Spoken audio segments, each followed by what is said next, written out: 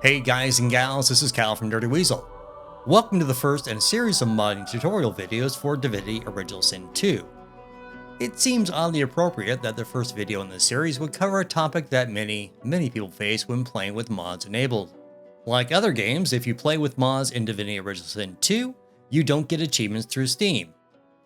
And you can just see how sparse my own in-game achievements are because I didn't have the mod we are about to talk about.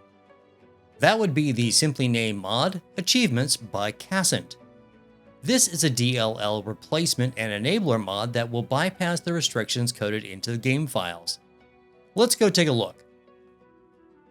Alright, here we are at the Nexus mods page for Achievements, and you can see it is mod number 210. It is done by the mod author Kassent, and Kassent is very well known for doing DLL mods for Skyrim and Fallout 4. So you know he knows what he's doing, don't worry about that, and he's got a good plan in place for this. And what this mod does, when you roll down, it will re-enable achievements while using mods, because we just talked about that, right? Yeah, anyways. Gives you requirements that you may need to know about this stuff. You can read that. Installation extract archive to the folder where eocapp.exec is located. Overwrite and rename bink2w64.dll if exists.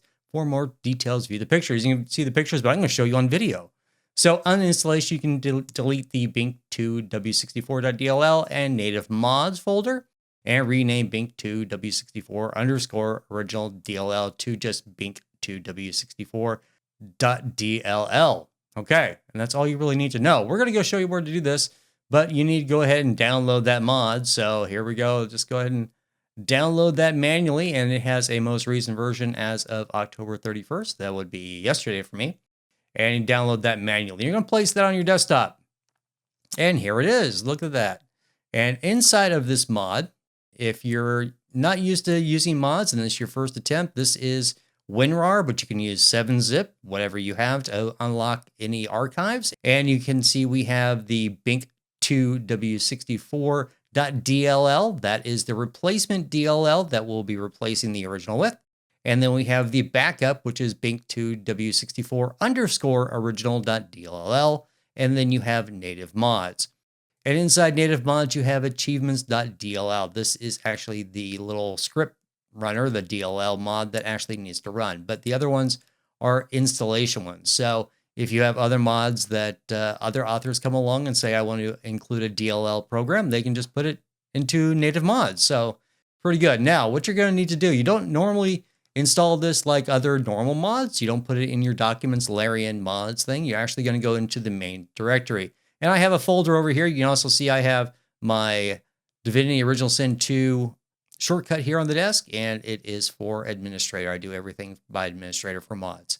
But I'm going to open up my main Divinity Original Sin 2 folder, and that is located on my G drive under Steam, Steam Apps Common, Divinity Original Sin 2.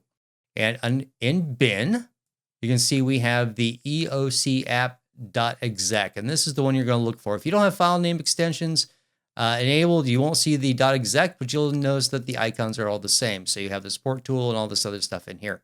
Now, what I like to do is, because we don't have a mod manager for Divinity Original Sin 2, I like taking the mod itself and dropping it in. And the reason why I do that is so that you can see the version numbers. So on the mod page, I actually am tracking the mod. So if there are other changes, I can remember that I need to go back and replace the old mod, which is the old version number, with the new one. So that's why I use the tracking. It's very helpful when using this game. So we have that. Now what we need to do is right click on it, and we're going to extract here. And it'll say Steam Apps Common Divinity Original Sin 2 bink2w64.dll.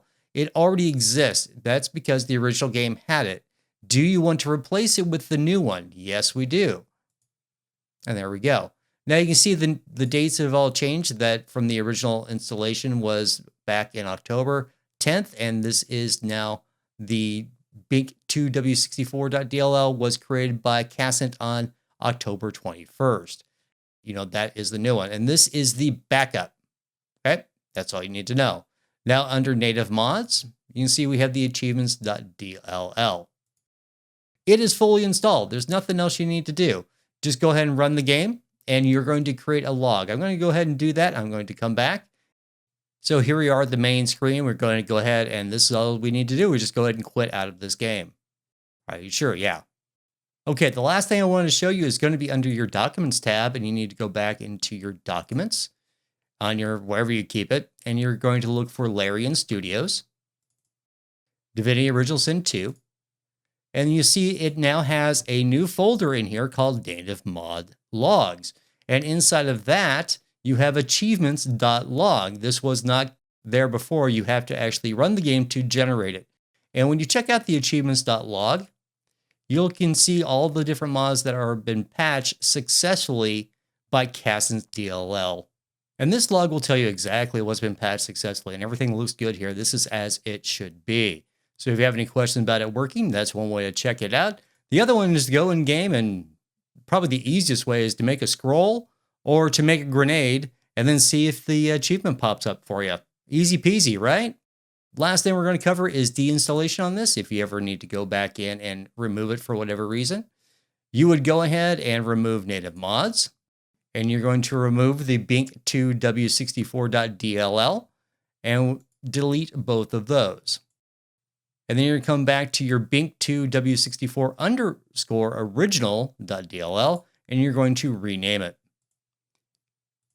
And you can just go ahead and eliminate the underscore original, and it is right back to where it needs to be. And this is the most up-to-date version of this, so Kassent assures me that it all works fine. So there you go, and that's how it works. That's all I got for you now, guys. I hope you enjoy playing Divinity Original Sin 2 with mods. I certainly am. Now you can all have achievements to go with it. My name's Cal. I'm from Dirty Weasel, and I'm signing off.